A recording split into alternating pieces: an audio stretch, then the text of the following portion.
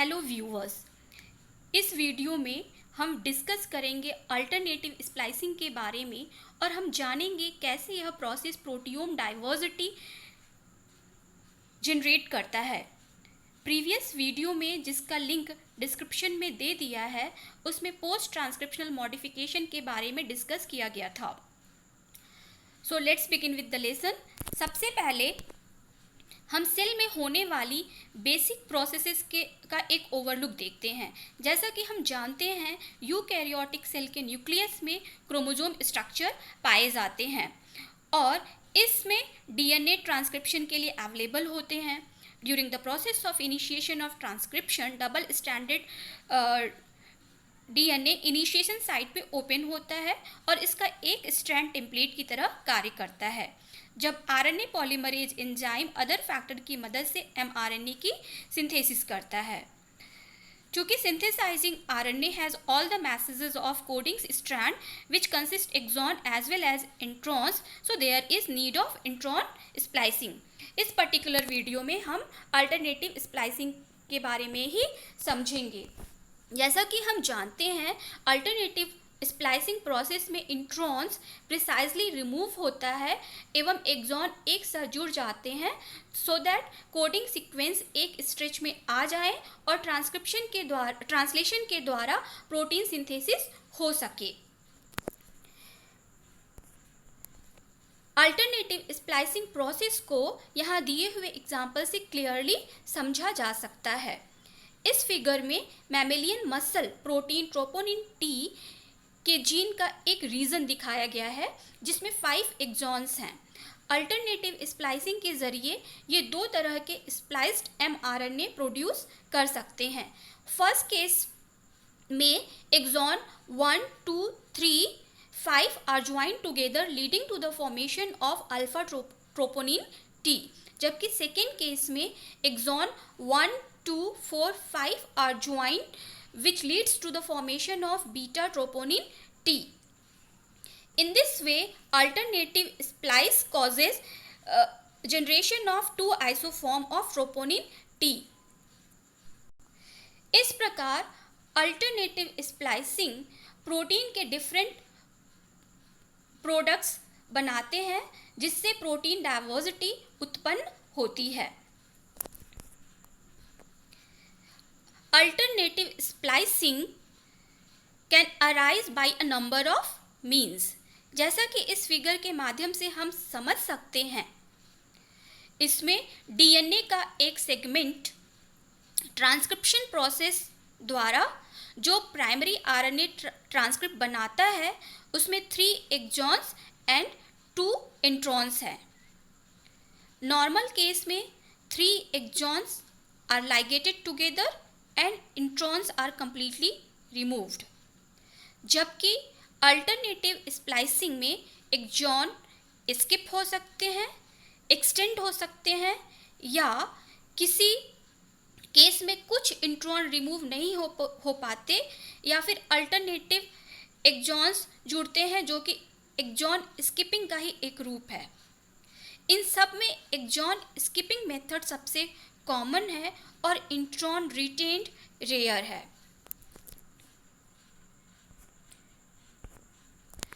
Alternative splicing can be constitutive और regulated. So let's see what are the differences between these 2 cases of alternative splicing. Constitutive alternative splicing में transcribe gene हमेशा एक से ज़्यादा protein products बनाते हैं, जबकि रेगुलेटेड अल्टरनेटिव स्प्लाइसिंग में different forms of spliced transcript का बनना किसी विशेष समय, परिस्थिति या सेल या टिश्यू टाइप पे डिपेंड करता है। इससे पहले हम देख चुके हैं कि ट्रोपोनिन टी प्रोटीन का प्रोडक्शन कंस्टिट्यूटिव अल्टरनेटिव स्प्लाइसिंग का ही एक एग्जाम्पल है। अब हम एक और एग्जाम्पल देखेंगे जिसमें मंकी वायरस SV40 के T antigen gene 2 different product large T antigen and small T antigen alternative splicing द्वारा बनाते। इस फिगर में हम देख सकते हैं कि कैसे अल्टरनेटिव स्प्लाइसिंग द्वारा small and large T antigen का फॉर्मेशन हो रहा है। mRNA जो लार्ज टी एंटीजन एनकोड कर रहा है, उस ट्रांसक्रिप्ट में एक्सॉन 1 एंड 2 डायरेक्टली जुड़ जाते हैं और इनके बीच का इंट्रॉन कंप्लीटली रिमूव हो जाता है। जबकि mRNA ट्रांसक्रिप्ट जो स्मॉल टी एंटीजन प्रोड्यूस करता है, अल्टरनेटिव स्प्लाइसिंग के कारण ट्रांसक्रिप्ट की लेंथ एक्सटेंड हो जाती है क्योंकि इंट्रॉन का कुछ भाग रिमूव नहीं हो पाता और mRNA ट्रांसक्रिप्ट में जुड़ा रह जाता है। चूँकि इंट्रॉन के फ्रेम में स्टॉप कोडॉन होता है, इसलिए स्मॉल टी एंटीजन का ट्रांसलेशन हो पाता है instead of large T antigen. Now we will see how regulated alternative splicing occur. इस प्रकार के स्प्लाइसिंग को रेगुलेट करने के लिए बहुत से प्रोटीन इन्वॉल्व होते हैं। ऐसे प्रोटीन जो स्प्लाइसिंग को रेगुलेट करते हैं, स्पेसिफिक साइट से बाइंड करते हैं, उन्हें एक्सोनिक या इंट्रॉनिक इन्हांसर या साइलेंसर कहते हैं। जैसा कि नाम से ही प्रतीत हो रहा है, इन्हांसर स्प्लाइसिंग को इन्हांस करता है जबकि साइलेंसर सप्रेस करता है। इस हाइपोथेटिकल फिगर में देखा जा सकता है कि how activator and repressor regulate splicing.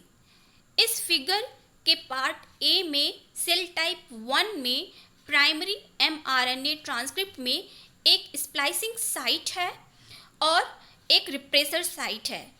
Repressor के एब्सेंस में स्प्लाइसिंग मशीनरी स्प्लाइट पे बाइंड कर लेता है और स्प्लाइस्ड mRNA प्रोड्यूस होता है, जबकि सेल टाइप 2 में रिप्रेसर के presence splicing machinery splice site पे बाइंड नहीं कर पाता और अनस्प्लाइस्ड mRNA प्रोड्यूस होता है। यहाँ पे ये देखा गया कि कैसे रिप्रेसर रेगुलेट करता है अल्टरनेटिव स्प्लाइसिंग को। पार्ट बी में हम देखेंगे इन्हांसर या एक्टिवेटर के एब्सेंस में अनस्प्लाइस्ड mRNA प्रोड्यूस होता है, जबकि एक्टिवेटर के प्रेजेंस में स्प्लाइसिंग मशीनरी बाइंड करता है और जिसके फलस्वरूप स्प्लाइस्ड mRNA प्रोड्यूस होता है।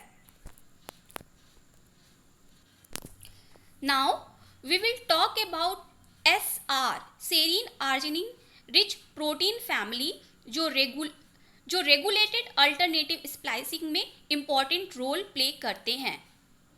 SR प्रोटीन की एक्टिविटी डिटरमाइन करती है कि किस particular splice site, particular cell type या पर्टिकुलर स्टेज ऑफ डेवलपमेंट में यूज होगा या नहीं।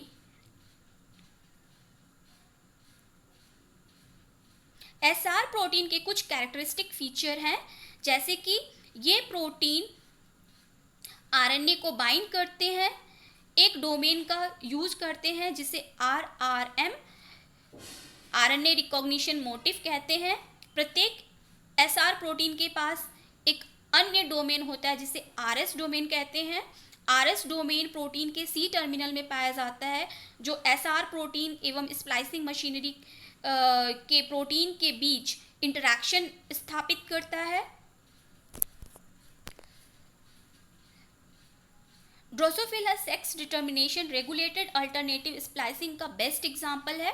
ड्रोसोफिला में डेवलपिंग फ्लाई मेल होगा या फीमेल, ये डिपेंड करता है number of x chromosome and autosome set के रेशियो पे। 3 crucial genes products are involved in transmitting information this ratio to many other genes that specify male and female characteristics, और ये genes हैं sex lethal, transfer, double sex.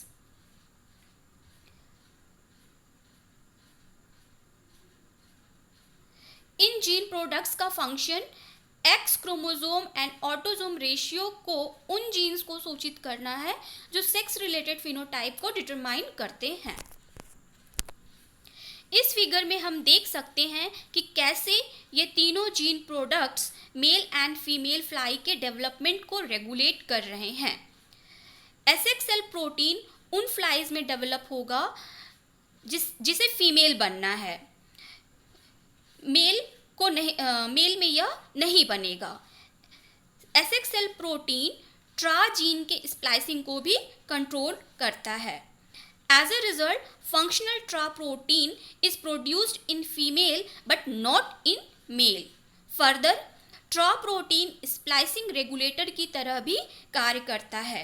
जब double 6 pre mRNA TRA protein के response में splice होता है तो double 6 protein का एक फॉर्म बनता है जिसमें C टर्मिनल पे 30 अमीनो एसिड का एक स्ट्रेच जो कि उस डबल 6 प्रोटीन से भिन्न होता है जो बिना ट्रा प्रोटीन के इन्फ्लुएंस से बनता है।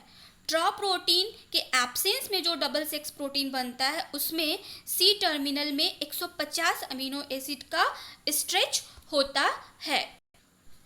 Female form of double 6 protein activate genes required for female development while the male form of double 6 represses gene that direct female development. So in this way we have seen how sex lethal transfer and double 6 protein regulation determine sex in Drosophila. So this is all about alternative splicing. Thank you for watching.